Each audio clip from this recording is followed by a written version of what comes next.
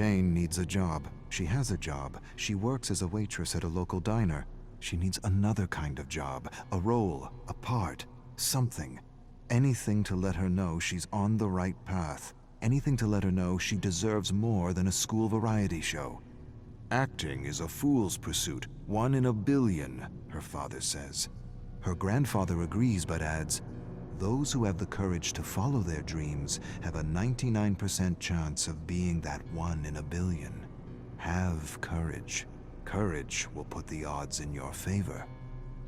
Jane loves her grandfather and wants to make him proud. Wants to show him he's right.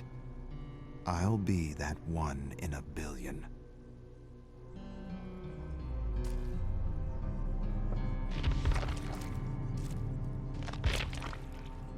Mexican waitress speaks in Mexican and English with a Mexican accent.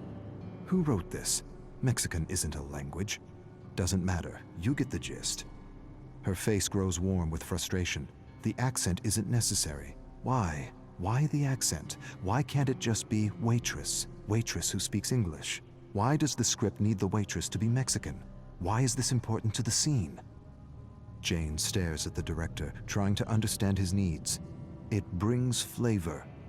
What does that mean? It doesn't bring flavor. It perpetuates a stereotype. Yet, Jane says nothing. She says nothing because she doesn't want to be blacklisted as a social justice warrior. Doesn't want to be called a complaining minority. With a slight Spanish accent, she finishes the audition.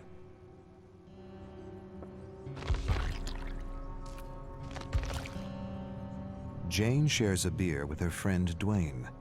Dwayne tells her how a creative executive hired him to be the co-writer of his terrible script, to be the spokesperson of his terrible idea, to validate his insensitive cultural appropriation of an African-American story. The creative executive wants to make a minority film because it's a fad, the quickest way to be recognized, the fast track to fame for a hack. Many writers told the hack his script was wrong on so many levels, badly written, disrespectful, boring, insensitive. Dwayne refused to accept a script that was disrespectful to his cultural heritage, refused to attach his name to a project so the executive could avoid accusations of cultural appropriation, refused to validate an entitled interpretation of a minority story. The executive discredited Dwayne by calling him a social justice warrior, fired him. Jane sighs sadly for her friend. At least the script won't get produced. Dwayne raises a skeptical eyebrow. The hack has a friend with money, lots of money. He'll write, direct, and produce.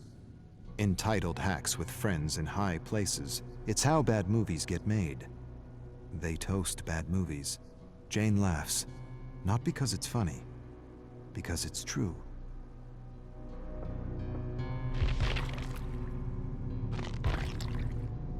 It's been months. She hasn't worked. No calls, no auditions, nothing. Jane stares at the blank television screen. As a child, she used to imagine herself on television. She doesn't see herself on television anymore. Something is happening. She can't see herself succeeding anymore. She wishes for her shot, her 1 in a billion shot, but scripts for her are few and far between, nothing beyond the stereotype. Her agent shouldn't care. He should put her forward for all the female roles in her age range. She can play any female role, lead or support, and yet she only gets auditions for the spicy Latina, or the funny immigrant, or the waitress with the accent, never just woman. American. That's all she wants. She stares at the snowy television, tries to visualize herself as the star of a show, but can't. The phone rings. Her agent. An audition. A major part in a play, and it pays well. For a moment, just a moment, she feels like 1 in a billion.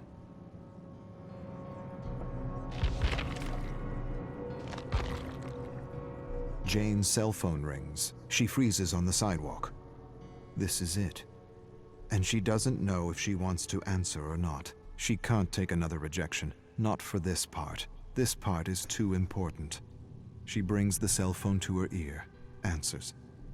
She hears a voice she recognizes, her agent. He tells her how everyone enjoyed her audition, how everyone thought she was just fantastic.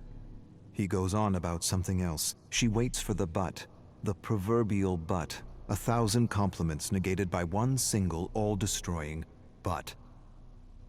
It doesn't come. She listens to the trivial notes and waits for the polite rejection. Instead, you got the part. She's not sure she heard right. You got the part. She mumbles to herself. I got the part. Her face grows numb with disbelief. She screams. Strangers turn to face her. Sorry.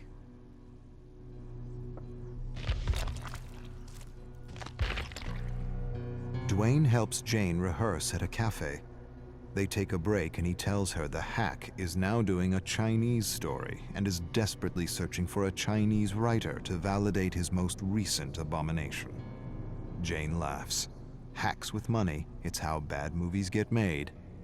She tells Dwayne things are going well with the play. She doesn't have to do an accent, doesn't have to wear a miniskirt or perpetuate a ridiculous stereotype, doesn't have to do all the stupidities she had to do in the past. This is a real gig. A meaningful gig, a gig she can share with her family. She knocks on the table. Dwayne laughs and says it isn't wood. She shrugs.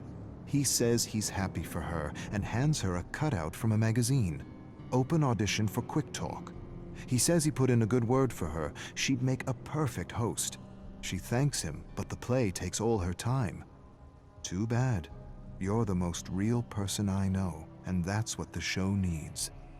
Authenticity.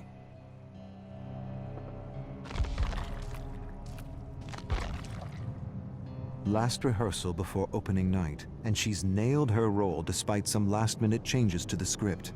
She feels the adrenaline and a great sense of flow unlike anything she's ever experienced before. The director claps after the last line is delivered. He approaches her, tells her he's amazed, impressed, inspired, but he feels her character would work better with an accent. A what?